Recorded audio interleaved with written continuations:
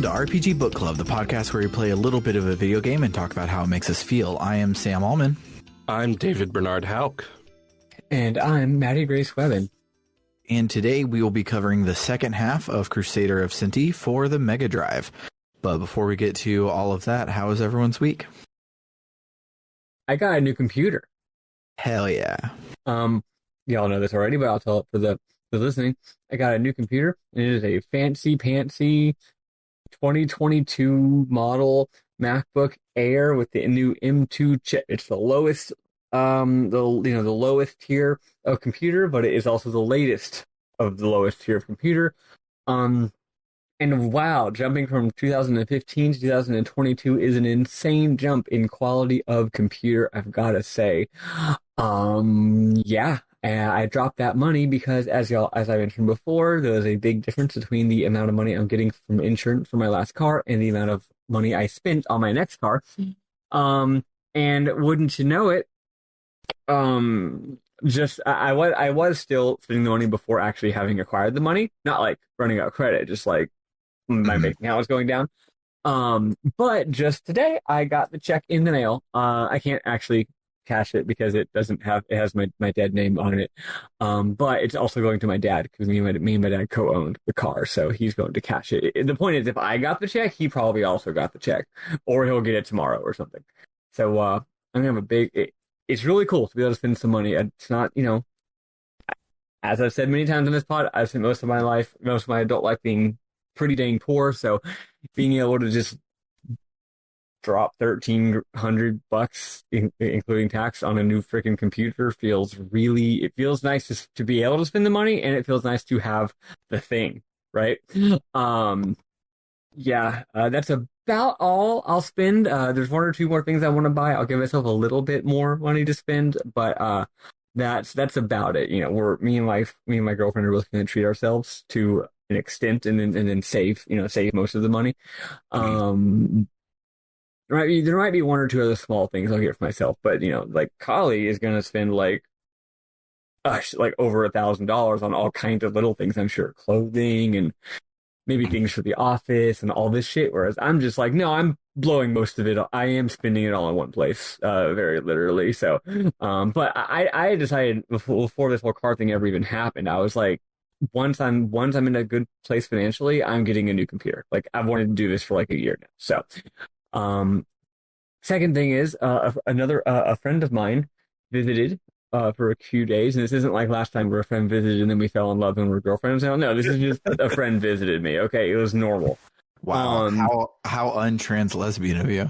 I know, right? Anyway, it was really, really nice. And not only was it nice in a lot of ways, like we went out to a bar, met some of my friends. I will say that this friend did end up hooking up with one of my other friends, so it was still relatively trans lesbian. It just wasn't me they got hooked up with. It was someone else, and it was not subtle. I may have contributed a little bit to helping, but it's chaperoning, but like the opposite of chaperoning, where you're making sure that they get up to trouble. Anyway, point is, the reason I mentioned all that is Racing Lagoon is the greatest video game of all time. Is the fan translation done? Yeah, it is done for a while. Yeah, well, it has been, but there was some recent news where like a different version of it dropped, or a version that played better dropped, or there was some recent news that made it where my friend previously could not have played the game and now she can. I forget what it was exactly. Maybe the old version just like ran like shit or something. Holy cow, though, it rules. Something y'all might not know. So Racing Lagoon is a racing game from Square's weird period, where they were extremely high on life. They were extremely high on being the RPG kings in the mid to late 90s, and they decided, what if everything was an RPG? What if we made Resident Evil but an RPG? What if we made a racing game but an RPG?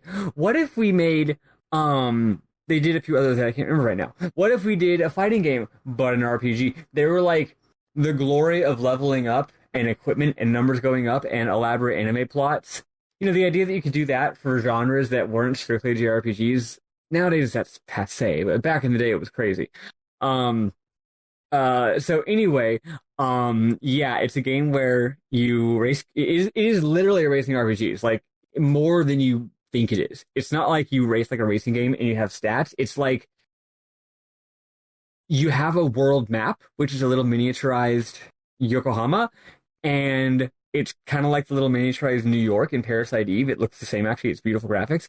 You drive around this miniaturized city in your car, and when at nighttime, and when cars with their brights on run into you, you have to have a random battle, and the random battle is that you race them. It's amazing. Like literally, it's like traversing the world map having battles, except the enemies are on field, and when you hit them, it goes to the battle screen, which is they just replaced the battling with racing, and you race them, and when you beat them, not only do you get experience points, but you actually don't. The experience points don't immediately do anything. The experience points are more like money, and you use them to not buy, but you spend those points to steal items off of the car that you just raced. And it's like pieces of the car. So if you run into a car that's a big honking truck, you get to steal the body of that truck, and now you're a big honking truck. And it might interest you to know that this game was written. And the main thing is the game's narrative is it is like a fucking it's a yaoi light novel, but instead of boys, it's racing. But like we're talking lines like, after my first night racing, I didn't know what had happened, but I knew I wanted more. And and that's like not even nearly as explicit as it gets. I can't think of more explicit lines, but it's just like people talking about like the burning in their soul and how this new world they've entered is so confusing, and the bond they're forming all these men to get together at night. I mean, you literally you have secret signals as you drive around the city. Like you flash brights at each other, and that means, hey, let's go race our cars secretly, right? Like it's the most homoerotic thing I've ever seen. And it's extremely over the top and beautiful. Here's the thing. It was written by, I forget his first name, but Nojima, aka FF13 guy. That's amazing. It was his first credit. It was his first writing credit, was this fucking game. And the music is by FF102 person. And it's like all and it was also produced by Akitoshi Kawazu. And producer usually just means guy who writes the checks. It doesn't really mean like made the game really. But I gotta say, the fact that your car and your sort of identity is constantly evolving, not just getting new abilities, but literally becoming completely different vehicles based on taking those things from your enemies. That is very much like a Saga-ass mechanic. Like, yeah, that's like being a mutant in Saga and eating the enemies that you just fought to become them. Like that is some Saga-ass shit. Anyway, we spent a decent amount of time playing that game when my friend was over. So just thought I'd throw that out there. It ruled, and it is enough of an RPG that I think we should play it. I think we should consider playing it sometime. When the fan translation dropped, or that update, whatever, when it was in the news for its fan translation, we were like, yeah, we should definitely 100% play this game. Yeah, I believe I remember that conversation, but now that I've played a little bit of it, I'm like, oh my god, like we're fucking playing this game at some point. It's fucking sick, and the driving mechanics. It doesn't drive as well as an actual racing game made by a company that knows how to make racing games, but it also races pretty fucking good. Like it is fun to play. It is a bit hard. It's kind of really fucking hard, but it's pretty friggin' fun to play. So yeah, shout outs to Racing Lagoon. Shout outs to Square of the mid to late 90s for being extremely just balls to the walls weird, and coming up with game concepts that are so dumb that no one has ever attempted to do them since. But it's great. Also, on that note, please, everyone who likes action RPG, JRPGs, go buy Star Ocean here in a little bit, because Square is testing the waters to see if they should do this shit again, and they absolutely should. There are so many, like, C-list JRPGs coming out that like only a Square that's trying to do what the shit they did on the PlayStation 1 would approve, and we need to let them know this is a good idea. Anyway, a lot of things happened in my life, but they're all just like fun shit. So I just wanted to make sure I focus on new computer, friend visited, and Racing Lagoon. So that's it for me. Nice. So the name of the writer of Racing Lagoon and the person who directed the Final Fantasy XIII trilogy is Motomu Toriyama. Oh, yeah, that's it. Yeah, I was getting my people mixed up. Yeah. Just wanted to make sure we shout out the right person, because wow. Yeah. What a resume. Mm-hmm. Yeah. And again, it's really obvious, like not just the fact that it's like homoerotic or whatever, but like the vibe, a lot of stuff about it. Nice. Looks like Toriyama has also done lyrics for songs in a lot of the games he's worked on. The 13 trilogy, Final Fantasy VII Remake, Mobius Final Fantasy. Nice. Interesting. Not much has happened to me.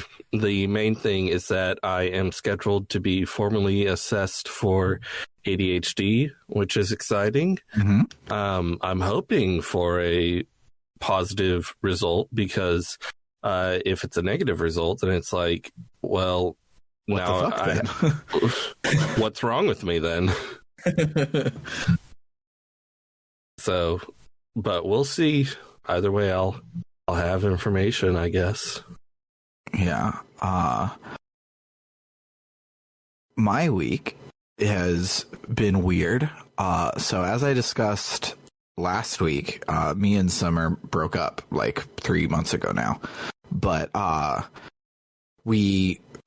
those 3 months were all when it's hot, and in the north they don't believe in air conditioner. So the only air conditioner we had was in our room. So we were still sharing a room, but now it's cold, so we are no longer sharing the room. And I volunteered to have the pullout be my bed, which has been weird and odd, and like in a weird like capitalist sort of mindset. It's very weird that I pay for this house and I'm the one without a bedroom, but that's not what I do. I pay for my family to have a house, and everything lines up for how the family does. And so I'm not like mad that I have the couch or whatever, but that does mean I am now in the market for things to make the living room be a nerdy bachelor pad, but also not take away from the fact that it is a family room for a family half of the day. So like stealth nerdy things like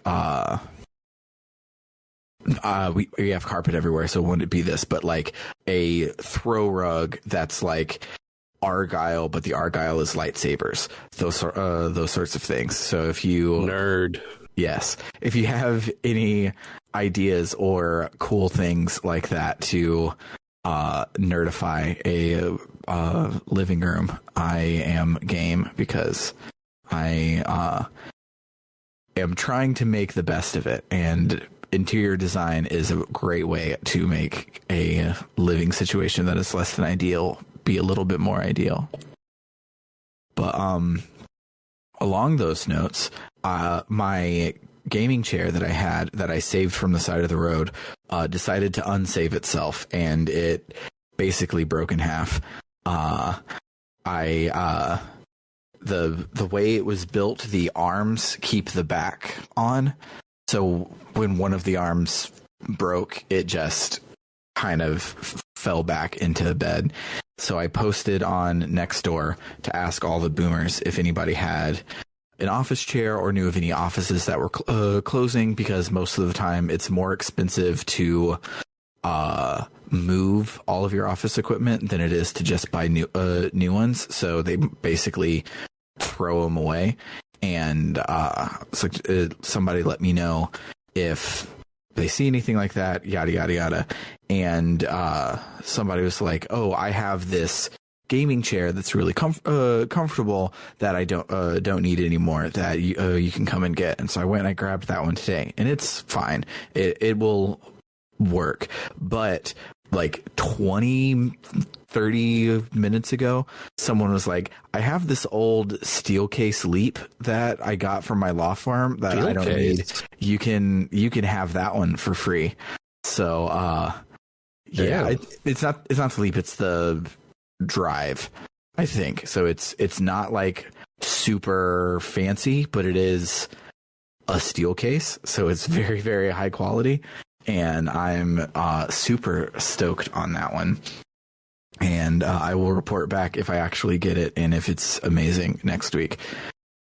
But you know, gaming chairs, you know what I've been thinking about recently? What? This chair that I just put in now playing. That chair that... Oh, God. Not the fucking rocker. Everyone has sat in that chair. And no one has liked it. That was my computer chair for a while, not because I purchased it, not because I liked it, but because I somehow acquired it and needed a chair, and that was my chair. Who would purchase this? Where do they come from? I don't know. Yeah, no, that shit sucked. That was my programming chair back when I lived in where was it actually? Weirdly enough, I can't visualize where I was when I would have been sitting in this chair, but I was somewhere. Yeah. Back in May-ish was the neighborhood-wide garage sale, and there were so many places that on the like group, the website before, and they're like, oh, what we're going to have is like, we have gaming chairs. And I was like, well, I need one because prior to the one that I saved from the side of the road that just broke, my old one also had broke. And so I was looking for them, and every single time when they said they had a gaming chair to sell, it was one of these. None of them actually had a real gaming chair. They were all just these fucking wooden rocker things, and I have no idea how they became so ubiquitous because they've never been comfortable. But the last thing that's going on in my life is it's RPG Limit Break week. If you like GDQ, but you only like RPG speedruns, you should watch RPG Limit Break. I have not actually tuned in yet. I must have missed when they went live 2 days ago, because today I was just looking at like my YouTube videos to watch for the day, like my subscriptions, and I saw the VODs, which are 2 days old. And I was like, oh, well, shit. But yeah, I forget what they raise money for. I should have known since I was shouting them out. But yeah, I'm excited to watch a lot of these. My favorite thing about RPG Limit Break is catching it live, because I will never watch the VODs because RPG speedruns are like 6 hours long. So I will watch whatever's on and not feel guilty about not watching anything else, because ain't nobody got time for that.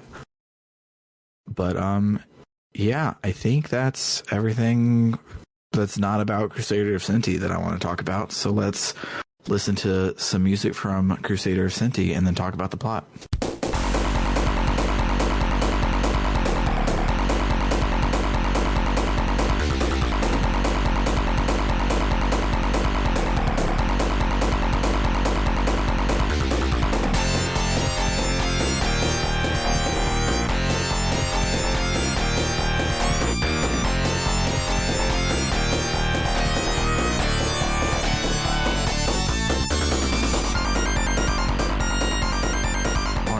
So when we last left off, we had just traveled to Frisia Island to get a seed for a tree to grow at the top of the Tower of Babel so that we can get up to the city in the sky. And we did that, but then we had to fight our way through a submerged castle thing to get back to the dry land. And we fought a Leviathan boss, and they joined our party. So now we head back to the Tower of Babel. However, this time the elevator that I laughed at last time is broken, so we have to climb it the old-fashioned way. And before we go up, our caterpillar buddy says that nature calls and he must pupate. So he stays behind at the bottom of the tower. We had gotten this caterpillar while we were a slime, or right when we finished being a slime. And it was hilarious because the caterpillar was like, I can't do anything, but I am moved by your quest and must join you. And when you selected the caterpillar from the menu, the description just said useless. Yep. But now he stays behind and pupates. So when you climb the tower, it has a lot of cool puzzle rooms, and one dumb one that isn't that dumb, but I was dumb, and the room is just empty, and one of the tiles doesn't match the pattern. So you jump on that tile to move forward, and I felt really stupid that I didn't figure that one out, and I had to look it up.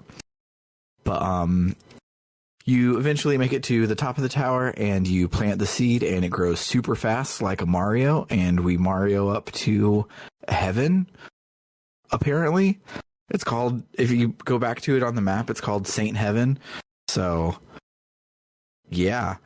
Everyone there is talking about peace and love, and they all wear matching white robes, and they're floating off of the ground.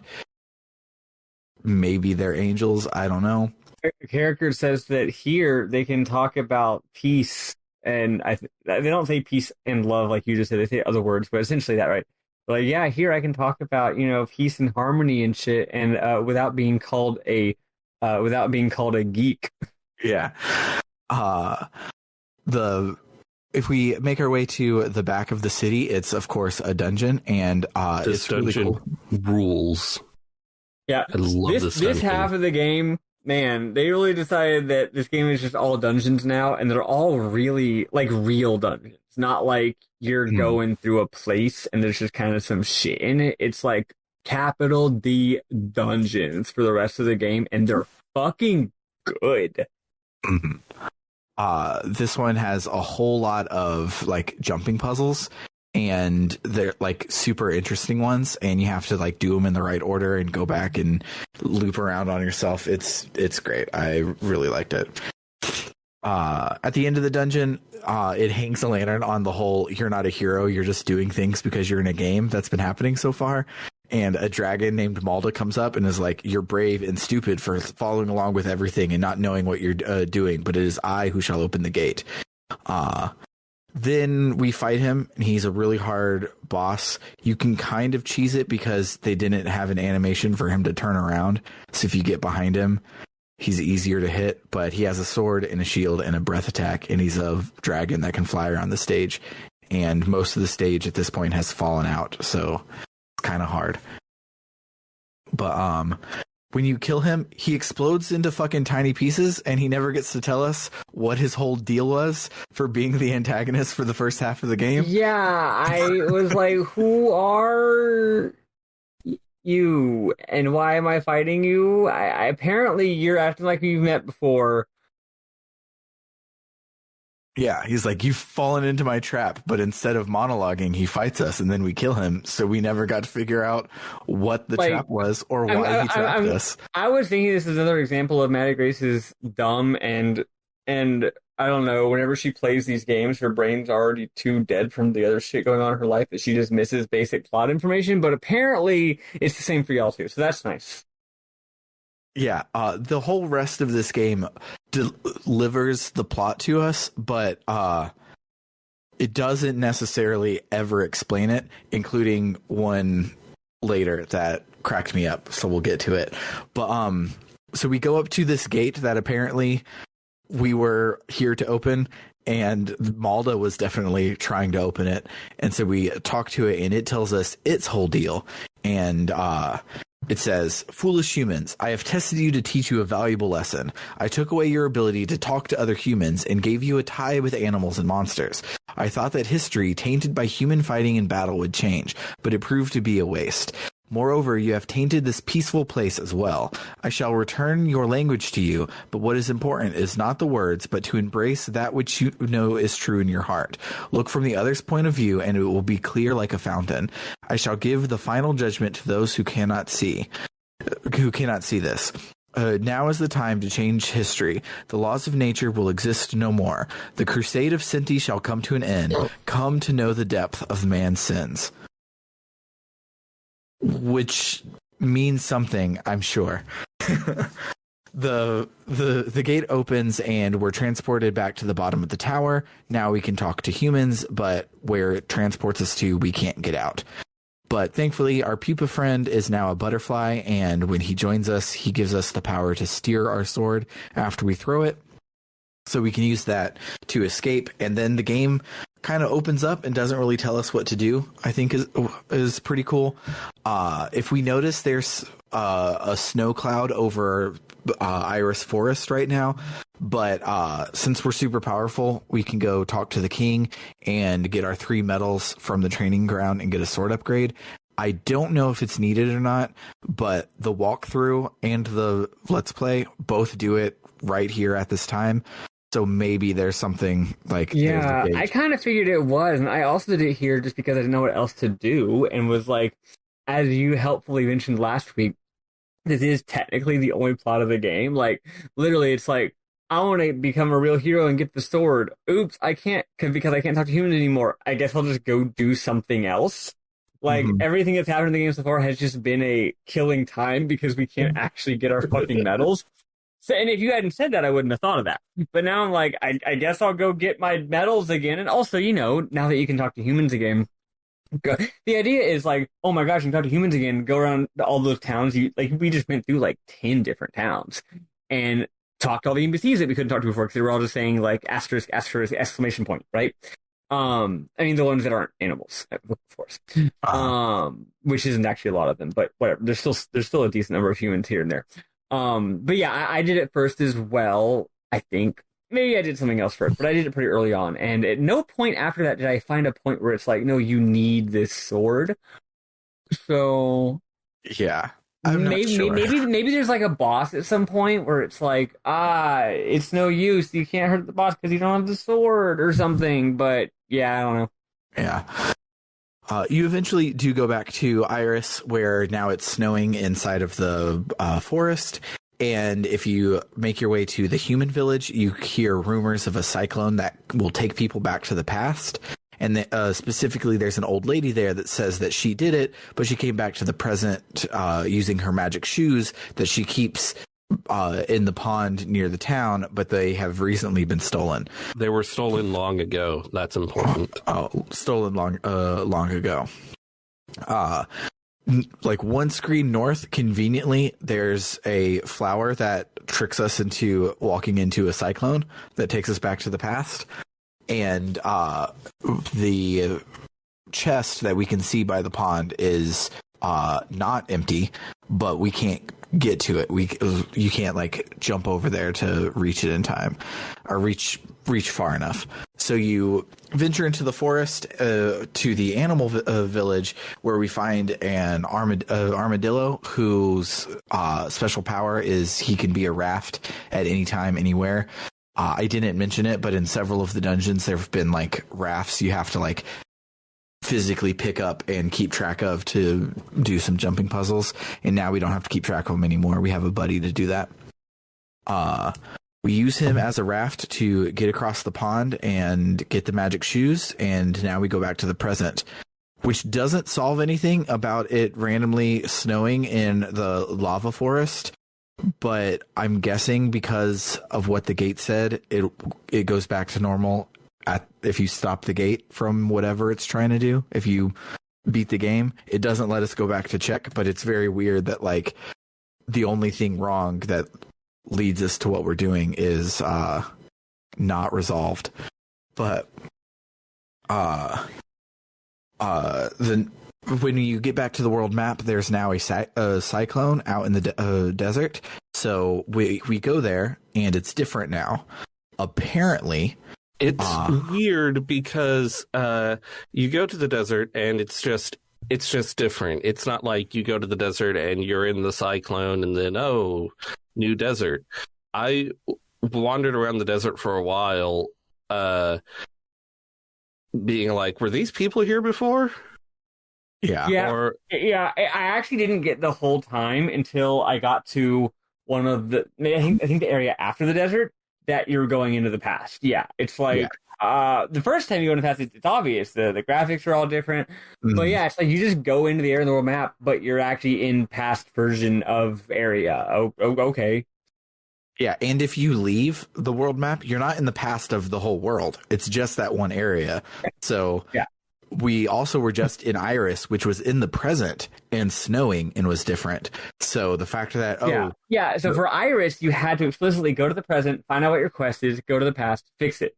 Now Mhm. after that point, for every area after that point, it's like they just skip that first step.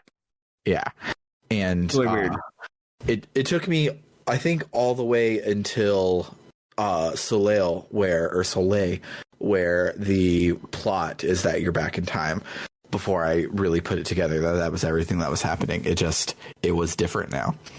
But so in the desert, there's a castle to the west that wasn't accessible in the present, but now it is in the past. And when you get inside, there's a witch trial going on because a girl was able to open the sealed chamber and no one else can. So obviously she has magic. And she's like, I just had some awakening powder on me, and the door opened in front of me. And they're like, well, the awakening powder is locked in a room that can only be accessed by going to the 7th floor. And surely no human could make that trek. So obviously you're a witch. So I think it's pretty important to note that they are saying she's a monster, not a witch, since monster is an established concept very important to the story. True, and the whole thing is about the conflict between monsters and humans, not humans and human witches. Yeah, I didn't pick up on that while playing it at all. So there's that for you. But yeah, we are human, so we make the trek to the 7th floor pretty easily. This dungeon, I think, is another one that feels very Zelda-y.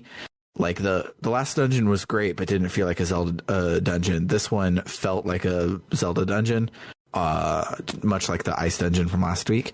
And there's one part that got me super stuck and made me rage a little when I figured it out. So there's a huge gap that is exactly one square too big to jump. So it makes you think you have to like jump exactly right to do it. And in this game, you can't accidentally fall off of a ledge. You have to jump off of a ledge.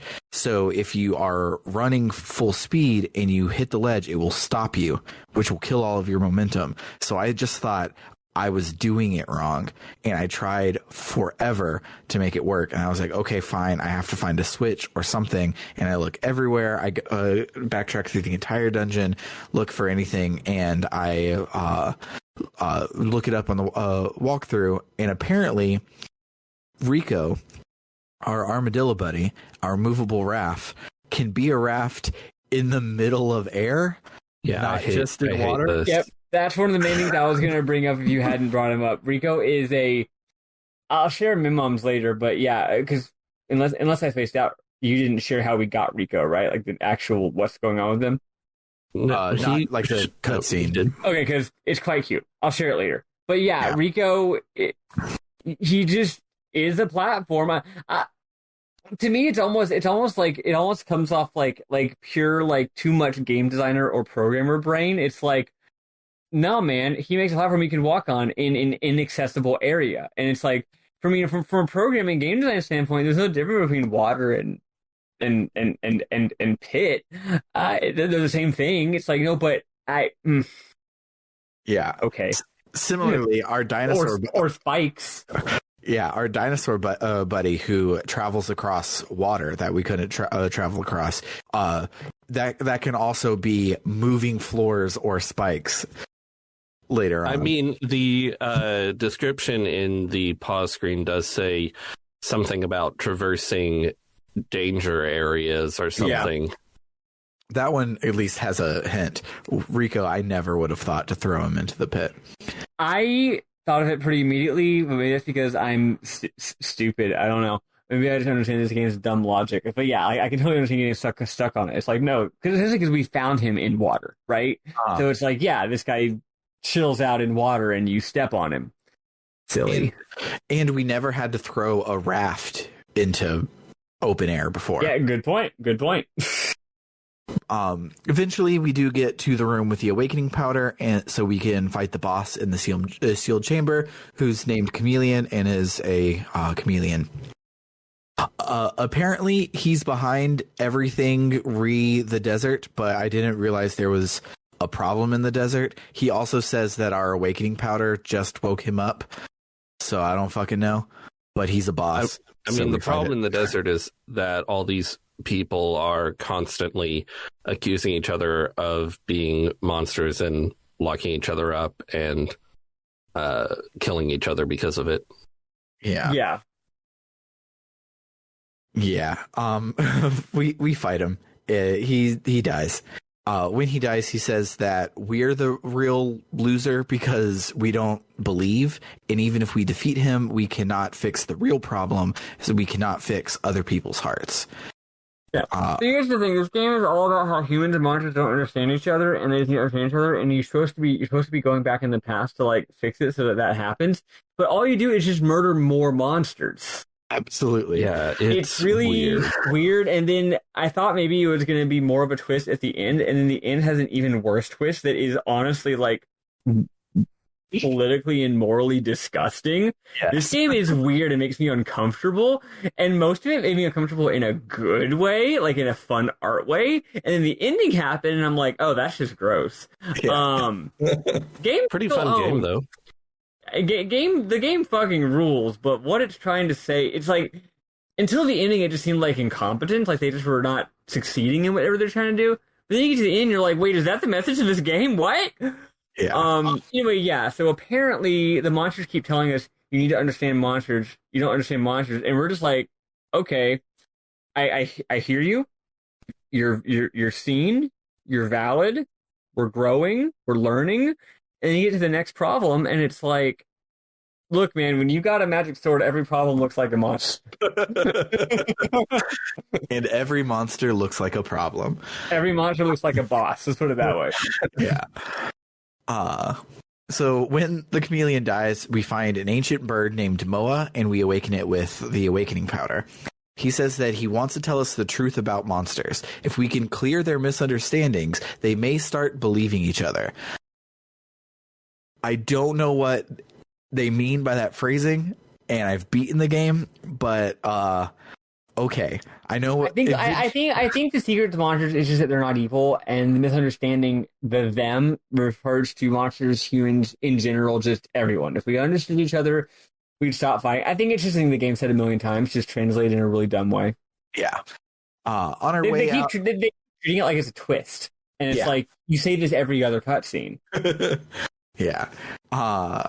So on our way out of the boss chamber, we're put on trial for being a monster because we opened the sealed chamber, and we're finally thrown in prison for a misunderstanding. So this is finally an RPG. This is probably the longest, at least percentage-wise, because the game's only like 2.5 hours long, but longest percentage-wise start to being thrown in prison that we've at least done on the podcast. I will say it's done very undramatically. It's no Chrono Trigger, I'll tell you that. Yeah. You escape from prison by like attacking the door because no one thought to do that before. There's like literally a dude dying inside. It's like, oh, I can't get out. And you just press the action button on the door and leave. But they didn't take your sword away. They didn't take your sword or your magical animal friends. Guys. So when we escape from prison, there's some dude who says he wants to travel east and start some life there.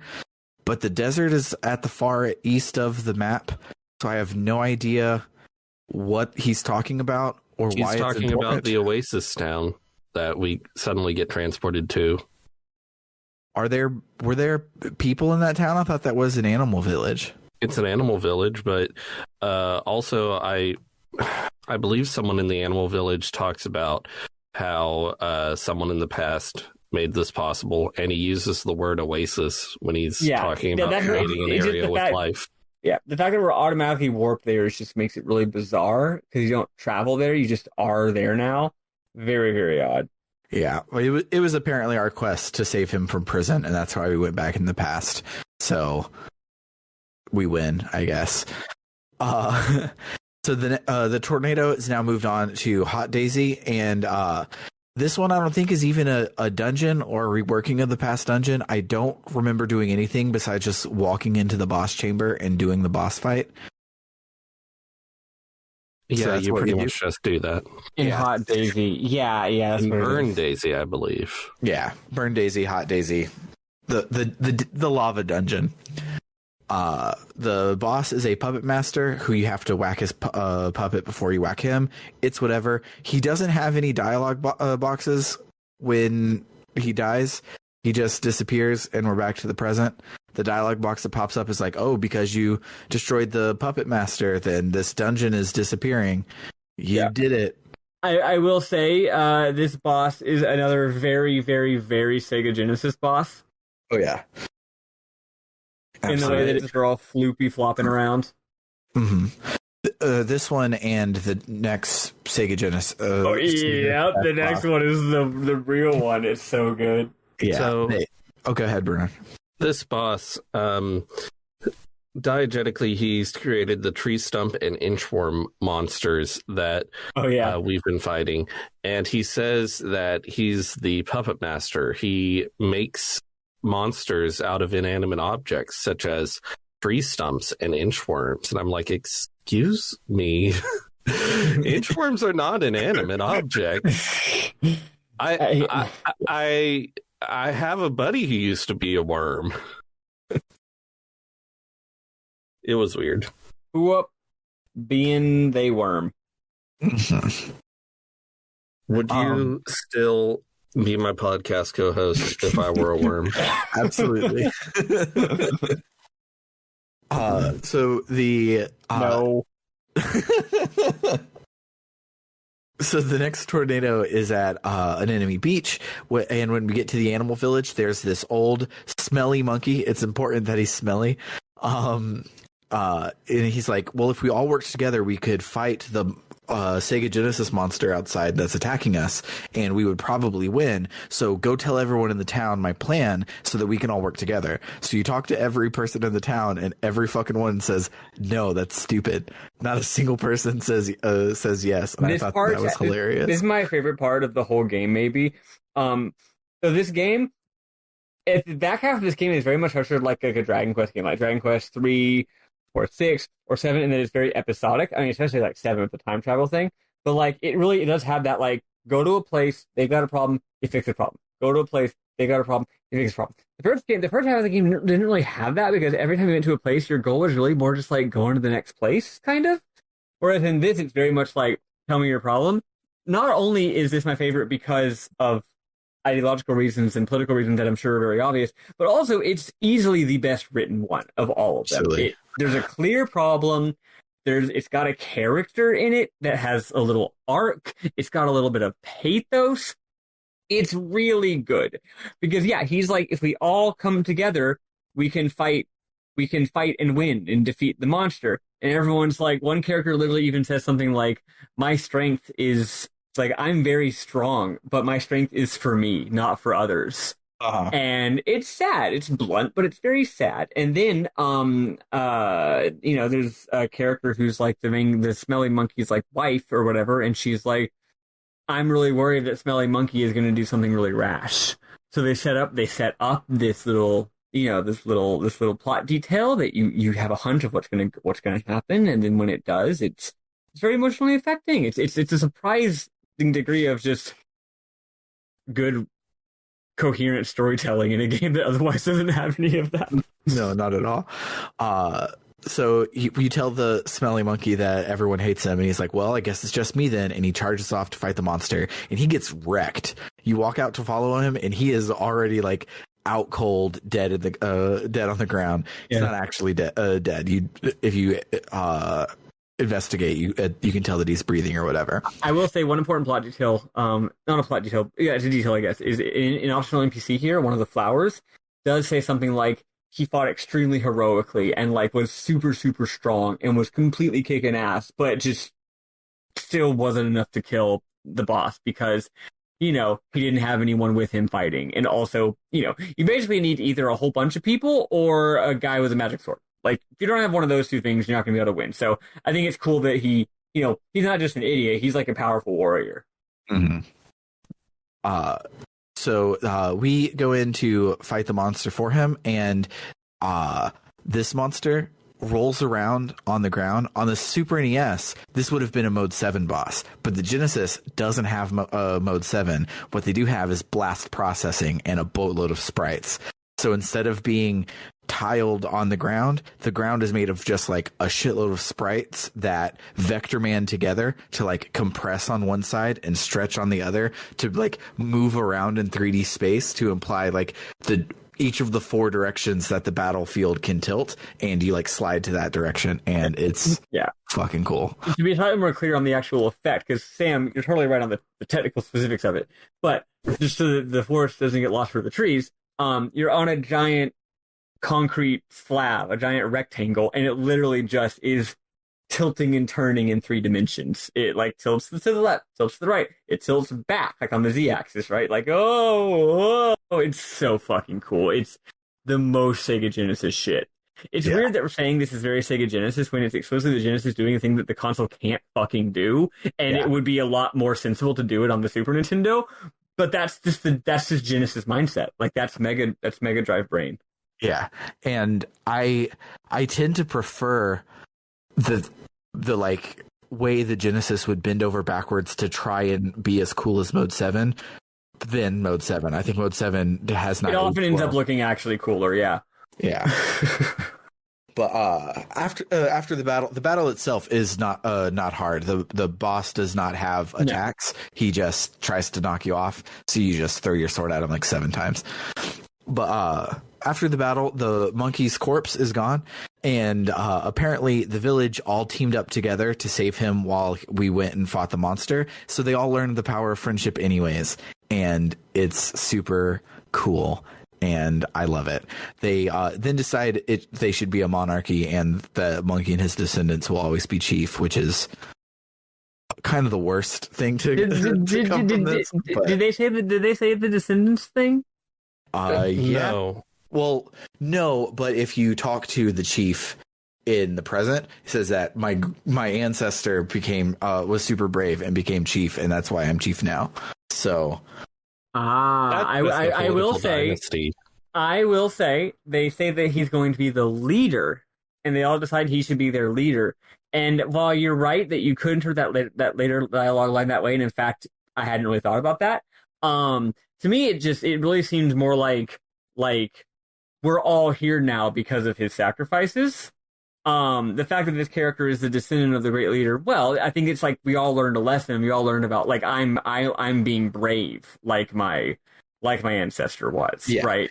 It doesn't necessarily mean that we're now a genetic family line of leaders. Although if it was, I mean, no big deal. The story is still really, really great anyway. But I interpreted it as differently than that.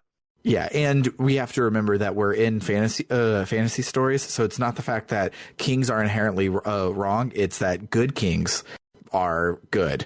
Yeah, monarchies are good. Yeah, monarchies are good if your monkey is a good monkey. Monarchies are good. You'd know this if you played Trails in the Sky. Yes. Okay. But yeah, it definitely is like a Dragon Quest VII kind of thing where it's like the town's problem was that they didn't have, they didn't work together, and they didn't have they didn't have like a solidaristic mindset. And now they've all learned that was stupid, and now in the future they don't have that problem anymore. And the town in the future, you imagine they probably work together and understand the value of self-sacrifice because the culture of this community has been changed from now on, which is really, really cool. Yeah. So now in the present, the cyclone is over Dahlia Valley. So we go there in the past, and there is a cave that is 100% very obviously a Jabu Jabu. It like has eyes and teeth, not even trying to hide it, and a horn, and we walk inside anyways. Yep. The dungeon is cool. It's fine. But the boss is just a fucking heart. It doesn't have any attacks. You just... This one feels bad. You just kill it. Yeah. It's not even like trying to stop you, you just kill it. So then the Jabu Jabu talks to us, and its name is Mother Monster, and it says, "Why do the humans hate us so?" Lady Gaga. Yes. It says, "Why do the humans hate us so? Is the land for humans only? A world ruled by humans is good, and a world with monsters is bad? Is that it?" So we go outside, and the Jabu Jabu is dead now, and its horn fell off, so we take its horn and go back to the present.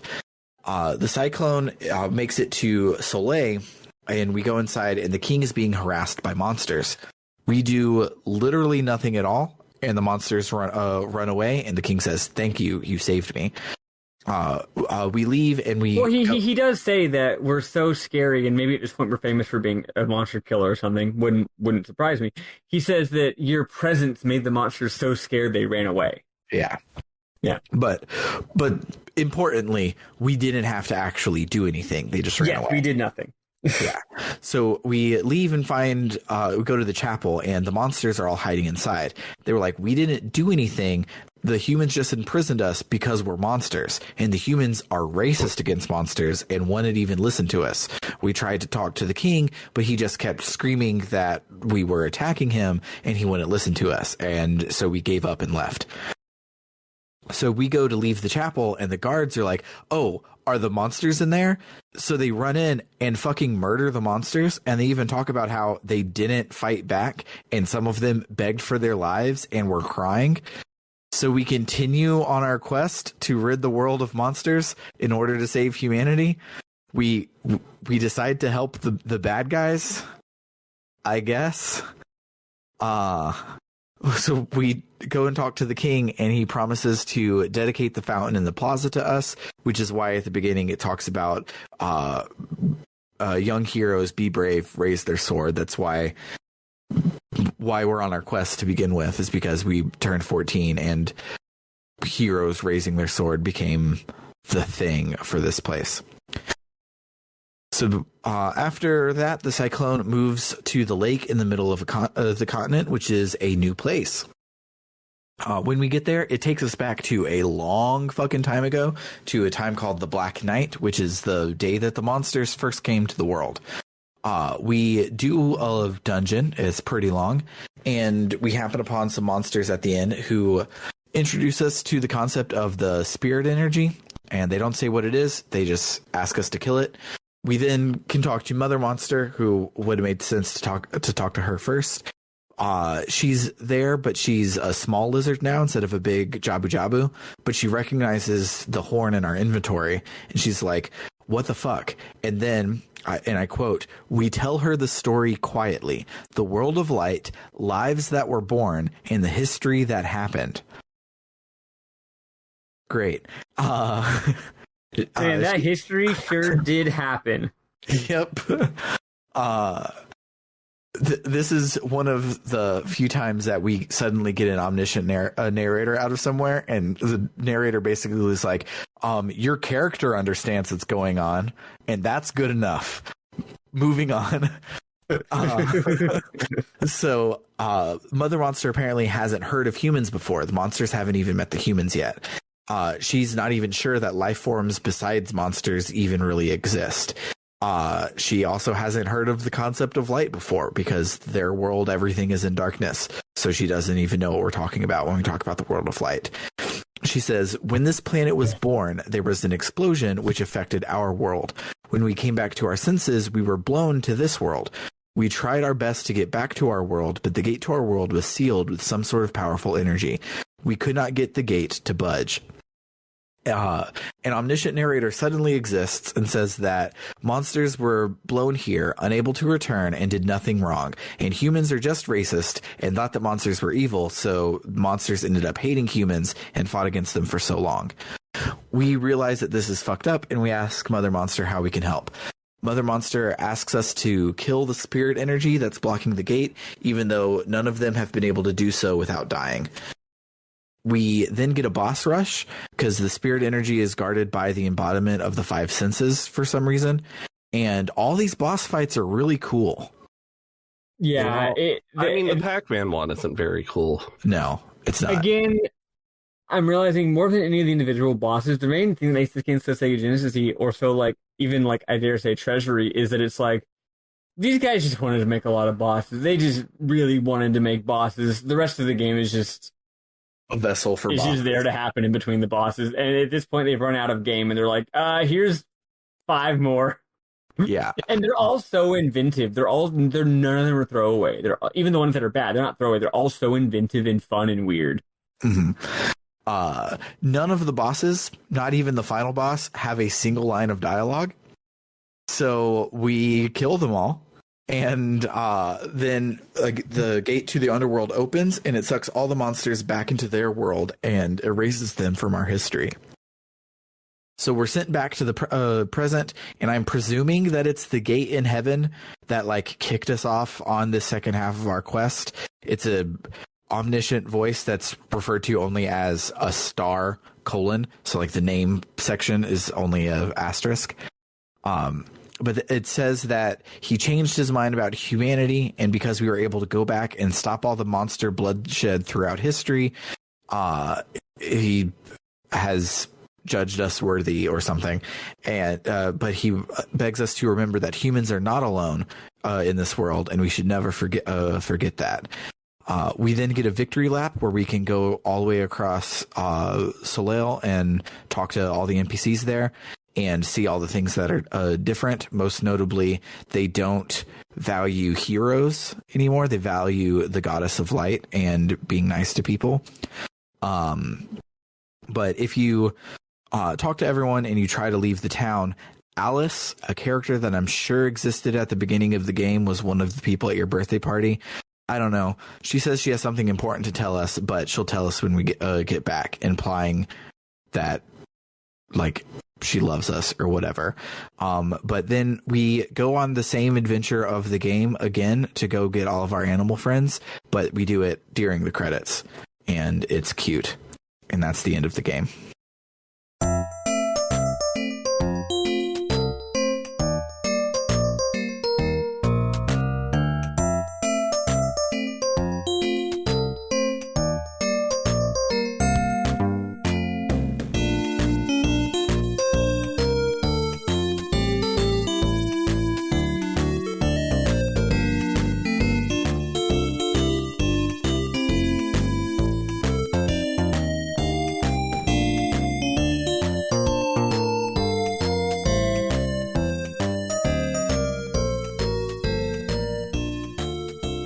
Yeah,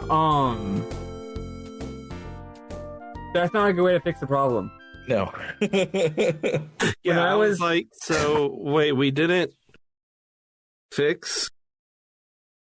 like make them understand each other. We didn't make the humans not be evil. We just took away the I don't know. Well, when you fight the big lizard, she literally says you can't blame humans because the thought of monsters being evil is human nature. Which is upsetting.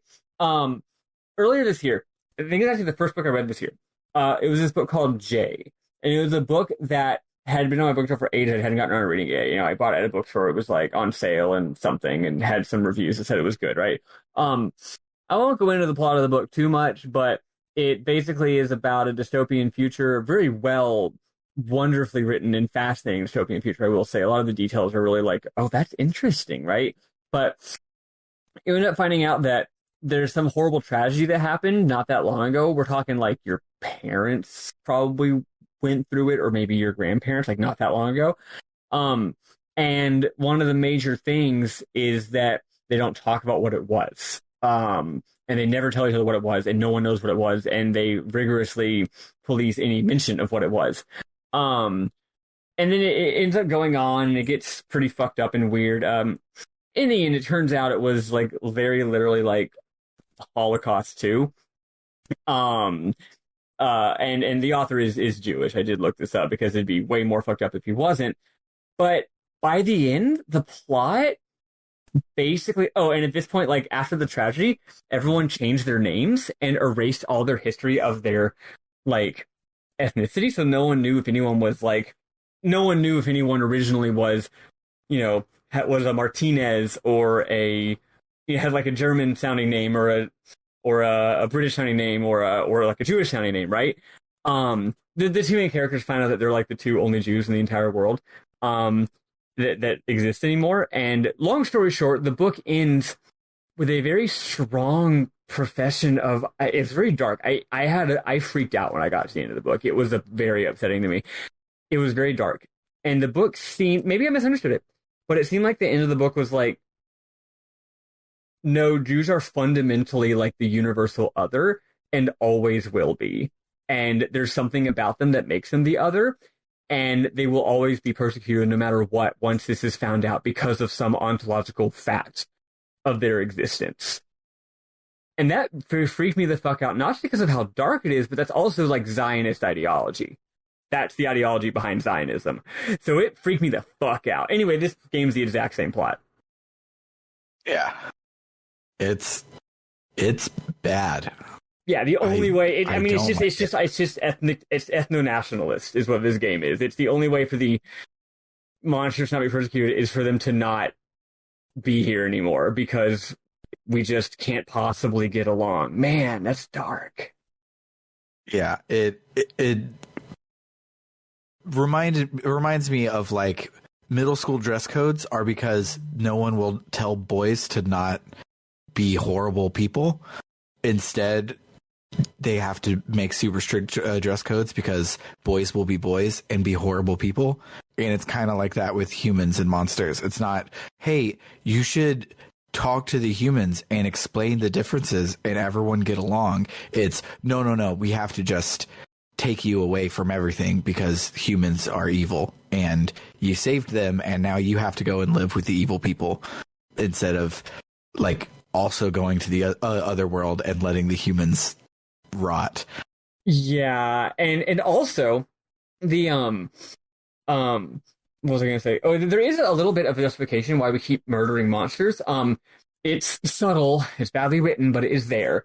I forget when it happens, if it's optional or required dialogue, but there's some stuff about how, like, no, like, some monsters are good and some monsters are bad.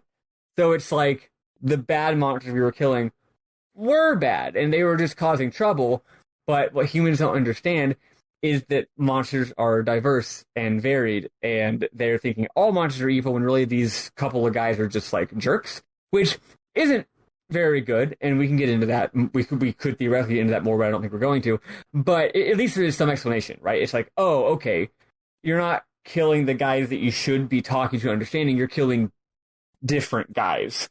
And however, also, this is still never resolved, and the ending is the way the ending is. Yeah, and it also talks about how, like, so in the original timeline, Mother Monster and them can't go through the door, so they branch out. The bad dudes attack the humans. The humans are like, all monsters are bad. So then humans try to genocide the monsters. So the monsters, by the time we get to our time, have like they hate humans because humans are trying to genocide them. And so the average monster you run into is quote unquote evil, if evil is try to kill every human they come across. But the twist is that it's because humans are horrible and deserve to be fought. You know what game that we've played also did that? I just realized Legend of Dragoon. If I'm remembering correctly, not as horribly or upsettingly, but like, didn't it kind of have like the like hidden village of whatever kind of people? And it's like, yeah, we're here because the humans were shitty to us, and now I have to live here, but also now we're being shitty. I think. Yeah, I think it did. It was only the Winglies, yeah, and it was like kind of like a both sides kind of thing, but it's like, well, no, y'all are mad for a very legitimate and valid reason, but it's like, oh, we gotta understand each other. It was done relatively sloppily and not nearly as fucked up as this game. But I'm just thinking it's interesting how we see these connections between games. Mm-hmm. One thing I did think was kind of cool though, and the only thing about this ending, and only because of the way it reflects to gameplay, is when we go to the final dungeon of the game, we're going back in time before the monsters hated humans. So there are no random mobs in the final dungeon of the game. It's all just puzzle. There's nothing that can hurt you that's not spikes on the floor. I hadn't even thought about it. That's really cool. Because the monsters don't hate you yet. So why would they fight you? All the monsters you run into are NPCs and you talk to them, which is kind of cool. But gameplay wise, not writing wise. But that was the only mom that I have that I didn't bring up along the way. Does anyone have any other? Oh, Maddie, you wanted to talk about Rico's cutscene. Oh yeah. Did I screenshot it? I feel like I freaking screenshotted it. Maybe I didn't. Anyway, yeah, it's Rio Armadillo, and it's not like it's that much or anything, but you find him, and he's chilling in the water, and there's a raft nearby, so you throw the raft so that you can jump on the raft so that you can be next to him and talk to him, and he says something along the lines of, like, hey, man, I was just trying to chill. Like, he's annoyed with you for, like, bugging him, but then he's like, ooh, who are all these people with you? This looks fun. And he comes with you. So I really like how he doesn't really like you at all. Like, he's annoyed with you. But then he's like, oh, looks like a party here. Look at that. Because at this point, you've got like a dozen animals with you or more. Mm-hmm. So, like, he just sees a bunch of people partying. He's like, this looks like a hopping scene. What are you here? You're a hero? You're trying to save that? I don't care about that. I just want to hang out with all these other guys. Well, I'm glad you didn't finish that question because I wouldn't have a coherent answer to it.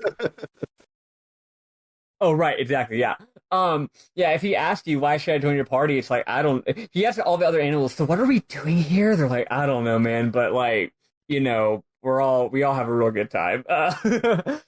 Did y'all get the raccoon? Yes. I didn't. But the raccoon's fun. There's a weird fucking quest when you get back to your town after being able to talk to humans again. You go into a building and your mom's there, but here's the thing, that's not the building your mom's normally in. And you're like, hi, I bought a house. Also, can you give me $10? And you can say yes or no. I said yes. I forget what happens. And at first nothing really happens, but then you go back to your town and your mom is your house and your mom's like, I would never buy a house. And then she says something, and then you go back, and so if you go back and forth like 5 times, it gets increasingly weirder and weirder. And then I wish I had more screenshots, but I don't, because I didn't realize, I don't know, I didn't think it was as interesting as it really was. But then you finally you go back to the new place with your mom, and the spoiler, your mom gets is pissed at you and is like, I can't believe you would attack me with your dog. Oh yeah, that's right, because your mom had said, hey, I haven't seen the dog in a while. Could you bring him? So then you go to other mom and it's like, I can't believe you would attack your own brother with a dog. And then someone else, one of your party members, I think, points out like, your mom would never say that. Your mom loves the dog. And that's when it turns out that your mom was a shape-shifting raccoon character who joins your party and can turn into you and become a dummy so that enemies will attack the dummy instead of you.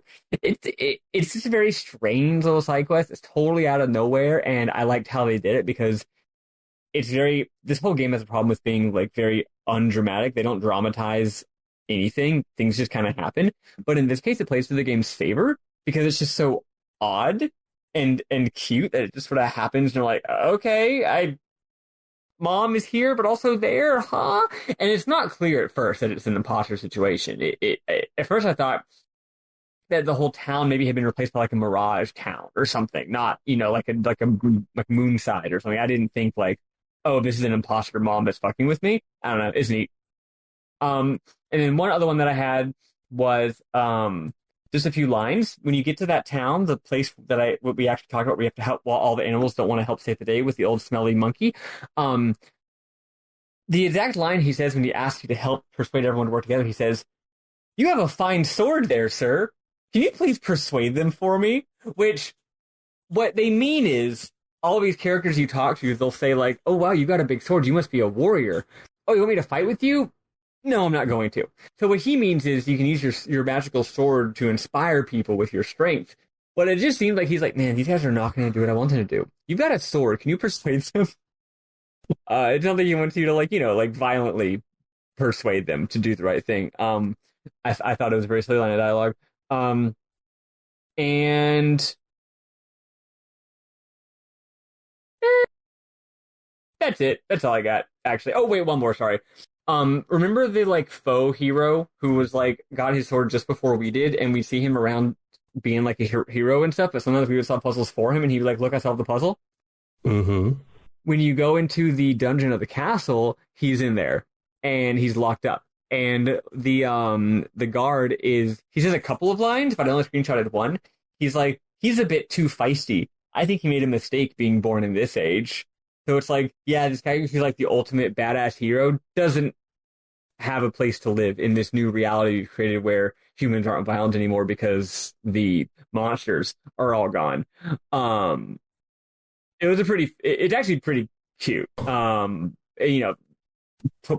implications notwithstanding. So, but that, as Sam said, that you get that story in every town. That's the story of the whole town of the whole city of the whole world humans just aren't into being violent, killing each other anymore. They don't valorize heroes. But yeah, you see the guy who was the hero literally thrown in jail. He's just too fucking rambunctious. So you talking about how we had a party with all of these animals, and that's why Rika wanted to join us, reminded me of the fact that the game doesn't do anything with the fact that the first half of the game we are on we can't talk to humans anymore, so we're going to pal around with animals and see that people are different are just as important. Like the moral that we learn on the first half, which equips us to do the second half, is never brought up. The whole go in and have all these animal friends thing. Yeah. The content of the plot is so strong. It totally could have been like, first you're a human and you're raised to fight monsters. Then you can only now talk to animals and monsters and learn that they're actually valid and not evil. Then after you've gone through that journey, you get your powers back. Now you can talk to humans and monsters, and now you go on a time travel journey where you realize the whole world is built on a lie, and you go back in the past and you fix it, and you teach people that they don't have to be this way anymore. It's such a great concept, and it's like the people who wrote it's like the people who wrote the like 5 cutscenes in this entire game that lay out that plot I just said weren't talking to the people writing the rest of the game who just thought this game was about killing bad monsters or something. Yeah, it could have done, like, even if all the times where you go back to the past, if there would have been an animal that you talk to that helps you solve the thing that changes the future for the better or whatnot. Yeah. So, like, you go back in time, and if you only could talk to humans, you wouldn't be able to change anything. But since you can now talk to animals, they tell you the plot thing that changes, and now you made the future better.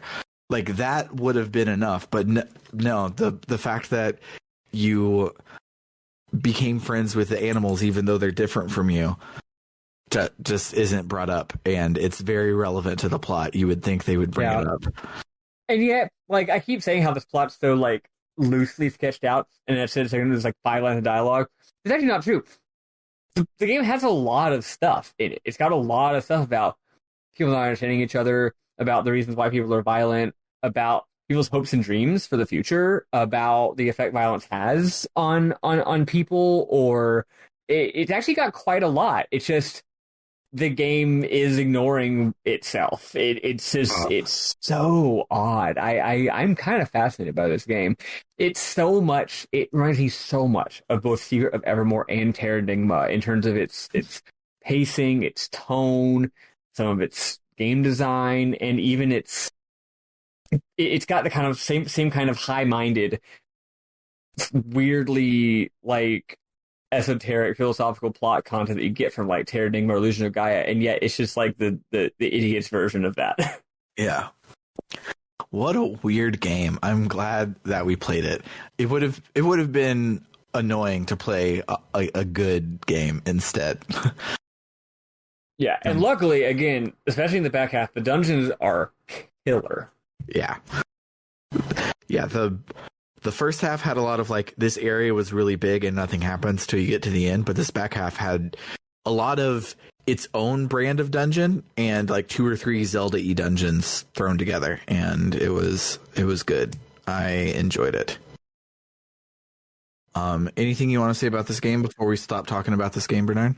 I think we've had enough of 3 white people talking about race and racism and how those things should be resolved. And on that note, that'll do it for the week. If you like what you heard today and you want to help us offset the costs of running the show, head on over to www.rpgbook.club, where any and all donations are put back into the show to make it better and offset hosting costs and game costs and stuff like that. If you donate $1 or more a month, you'll get access to our Book Club no Kaseki episodes a month before everyone else, as well as be able to vote on our polls and that decide what game we play next. Except this time of year, you don't actually get to pick. We instead sell out and play games that boost our SEO. And this year, we are selling out really hard and playing the RPG. In our most sellout way possible to end our Square moratorium, we are going to be playing Final Fantasy VII. Let's fucking go. I'm working on getting us a great guest host for that season. I just have to verify that their schedule works out, because I asked them like 6 months ago, so I have to make sure that it still works out. And if it does, it'll be probably our best season yet. So be sure to come back and check that out in about 2 weeks. Next week we're watching a movie. I don't know what movie it is.